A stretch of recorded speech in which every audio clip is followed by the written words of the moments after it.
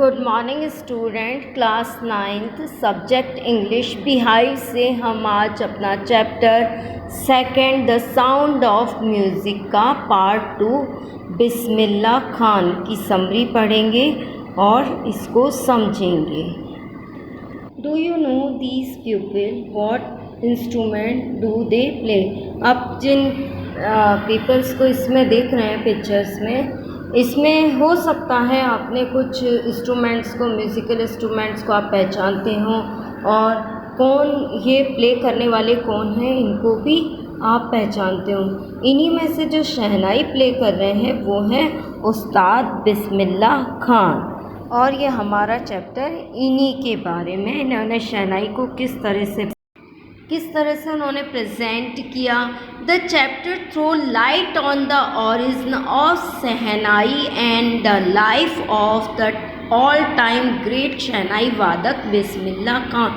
ये जो चैप्टर है, ये शहनाई क्या चीज़ है, किस तरह से प्ले की जाती थी और इसमें किस तरह के परिवर्तन आए, और जो ग्रेट शहनाई वादक बिस्मिल्लाह खान हैं उनकी लाइफ पर एक रोशनी डालता है। The winner of Bharat Ratna, जिन्हें विनर भारत रत्न प्राप्त किया था। The highest civilian award of India, इनको highest civilian award of India प्राप्त हुआ था।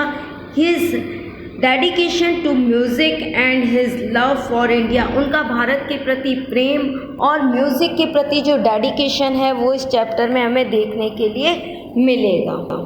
Pungi, a musical instrument, was banned by Emperor Aurangzeb because of its shrill and unpleasant sound।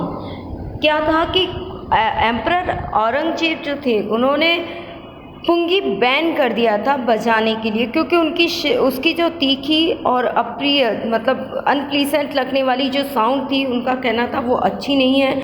And then उसकी place पर एक प्राकृतिक नेचुरल जो था, एक खोखले तने से कुछ लोगों ने एक पुंगी से भी लंबा और एक तरह का पाइप जैसा जिसमें 5-7 छेद थे, इस तरह का एक इंस्ट्रूमेंट बजाया। और उसे जब बजाना शुरू किया ना तो उसमें उसकी आवाज़ जो थी वो थोड़ी सी सॉफ्ट मतलब मधुर और सुरीली निकलने लगी, और उसको play it was made a part of naubat since it was played for the first time in the Shah chamber. जब इसे फर्स्ट टाइम शाह चैम्बर में, शहनशाह के चैम्बर में बजाया गया तो उसे एक बारबर ने बजाया, यानी नाई ने, तो इसलिए उसका नाम शहनाई पड़ा। It comes to know as shehnais because it played by barber, क्योंकि उसे एक बारबर द्वारा शहनशाह के दरबार में बजाया गया तो वो शहनाई उसका नाम पड़ा। बिस्मिल्लाह खान बिलोंग्स टू बनारस घराना। बिस्मिल्लाह खान जो थे वो बनारस घराना से बिलोंग करते थे, और वो बिस्मिल्लाह खान बिलोंग करते थे टू बनारस से, और इनका जन्म हुआ था 1916 में बिहार में। जब ये 5 साल के थे तभी से इन्होंने म्यूज़िक की तरफ इनका जो अट्रैक्शन है वो होने लगा था, और ये किसी म्यूज़िकल फैमिली से बिलोंग नहीं करते थे, वे शहनाई नवाज थे। The best performer award at all India music conference in Allahabad in 1930 में उन्हें ऑल इंडिया म्यूज़िक कॉन्फ्रेंस के बेस्ट परफॉर्मेंस का अवार्ड मिला। इसी के साथ ही वून 3 अवार्ड्स, उनको 3 awards, the Padma Bhushan, Padmashri and Padma Vibhushan awards दिए गए। He was invited to play the shehnai from the Red Fort in 1947 में, जब इंडिया आज़ाद हुआ था उस समय वहाँ उन्हें शहनाई प्ले करने का सम्मान मिला था। और इसी के साथ उन्होंने काफ़ी USA में बाहर भी अपने काफ़ी परफॉर्मेंस दिए, और शहनाई को उन्होंने काफ़ी प्रसिद्ध बनाने में बिस्मिल्लाह खां की सबसे ज़्यादा और महत्वपूर्ण भूमिका रही। उन्होंने शहनाई के साथ कई सारे नए जो स्वर हैं उनका इस्तेमाल किया, यानी उसको आगे बढ़ाया, उसमें नए प्रयोग उनके द्वारा किए गए।